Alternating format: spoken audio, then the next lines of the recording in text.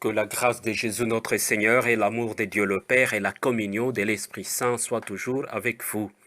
Bien-aimés dans le Christ, en ce dimanche, nous célébrons la fête de la Sainte Famille, la Sainte Famille de Nazareth.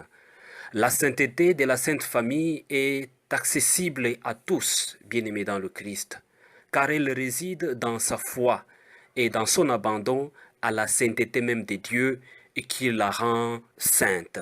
Bien-aimés dans le Christ, la famille de Joseph et Marie n'est pas épargnée par les difficultés de la vie. Vous pouvez imaginer être enceinte avant le mariage, l'immigration avec la fuite en Égypte, un enfant qui disparaît 3 jours, la mort du fils, la sainteté de la Sainte Famille. Cette famille, c'est une famille qui s'abandonne à la grâce de Dieu.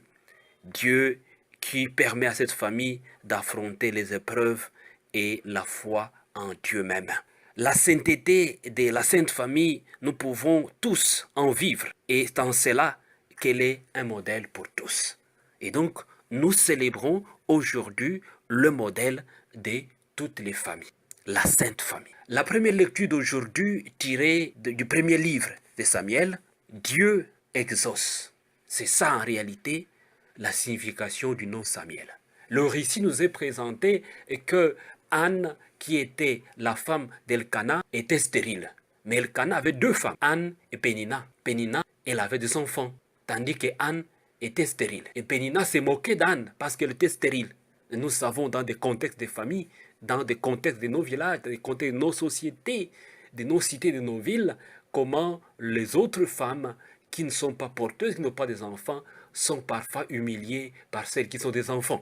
Et donc Anne priait toujours, à chaque fois qu'elle allait pour prier au sanctuaire à Silo, elle demandait au Seigneur de lui donner un enfant. De lui donner un enfant. Et sa prière a été exaucée. Quand l'enfant naît, Anne donne le nom de Samuel, qui veut dire Dieu entend, Dieu exauce. Et elle avait décidé d'offrir cet enfant au Seigneur. Et nous savons comment l'enfant qui a commencé à grandir, Anne l'avait donné au Seigneur par le truchement du prêtre Élie. Et nous savons comment le Seigneur a finalement appelé Samuel. Bien-aimé dans le Christ, Anne nous donne cet exemple de foi, l'exemple de croyance, l'exemple d'acceptation et l'exemple de confiance en Dieu. La foi en Dieu, la confiance en Dieu, peu importe la stérilité, peu importe les injustices, peu importe les différentes jalousies qui inondent le cœur des personnes, nous allons tenir debout. Car toutes ces choses font partie du vécu quotidien des familles. Mais la foi en Dieu nous redonne confiance que Dieu exaucera notre prière. Bien-aimés dans le Christ, la deuxième lecture d'aujourd'hui, c'est Saint Jean qui nous décrit dans sa première lettre comment nous devons regarder et apprécier. Voyez quel est grand l'amour de Dieu le Père. Cet amour nous a donné le Fils. Cet amour fait que le Verbe s'est fait chair. Regardez, savoir regarder l'amour de Dieu. Comment nous regardons les choses? Comment nous regardons les situations de ce monde? Comment nous les jugeons? Regardez quel est grand l'amour de Dieu. Évitez de prêter l'oreille à des choses inutiles. Parce que quand vous prêtez votre oreille à des choses inutiles, vous entrez dans la peur. Vous entrez dans les doutes de ce grand amour du Père. Et quand on entre dans les doutes de ce grand amour du Père, on ne sait rien faire. On attend que les autres agissent à notre place. On attend que les autres puissent gérer notre propre famille. On attend que les autres nous envoient l'organisation pour gérer notre famille. On attend que les autres nous disent quoi pour faire gérer notre famille.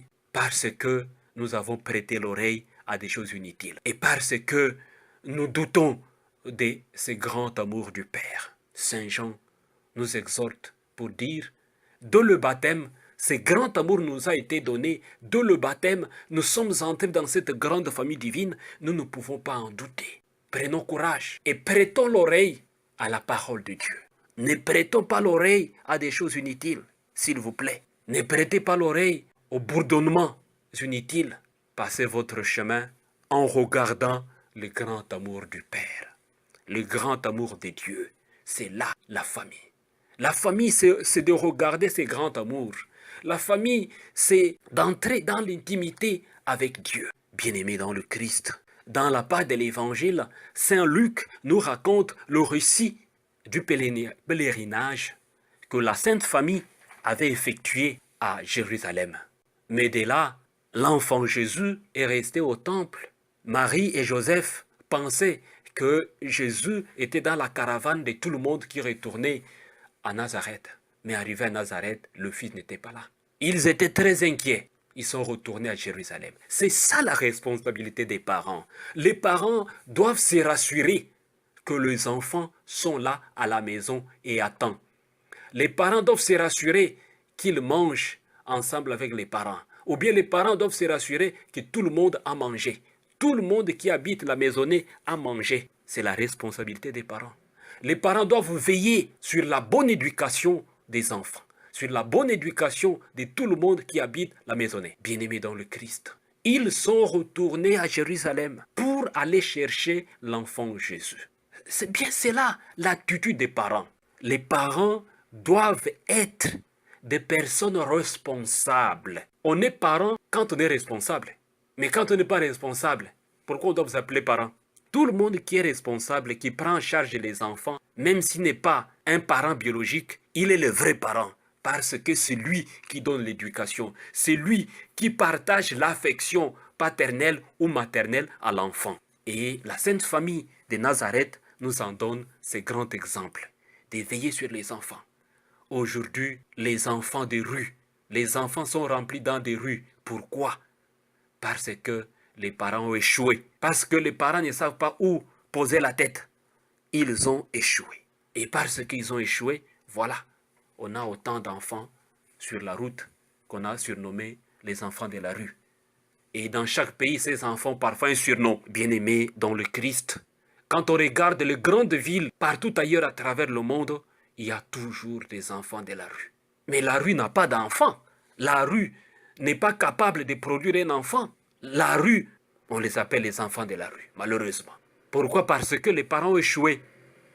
Pourquoi? Parce que les parents ne prient plus ensemble. Pourquoi? Parce que les parents sont divisés. La famille est divisée. La famille est cassée. La famille n'existe plus. Voilà pourquoi aujourd'hui tout le monde veut donner son explication par rapport à la famille. Oh, la famille de tel, la famille entre femme et femme, la famille entre homme et homme. Non, l'exemple de la Sainte Famille est là. Marie et Joseph et l'enfant Jésus. Bien-aimés dans le Christ, la Sainte Famille nous donne ces grands exemples. Et quand ils sont retrouvés, ils ont trouvé Jésus. Ils disent, mais pourquoi tu nous as fait tout ça, notre fils? Vous ne saviez pas que je devais être dans la maison du Père. La réponse de Jésus est la grande confirmation que Jésus est le vrai homme et le vrai Dieu. La réponse de Jésus, c'est la confirmation que ce Verbe s'est fait chair, qui habite parmi nous, n'a pas cessé d'être ce qu'il était au commencement. Bien-aimés dans le Christ, vous ne saviez pas que je devais être dans la maison du Père. Jésus définit clairement sa mission, la mission d'être au service des autres.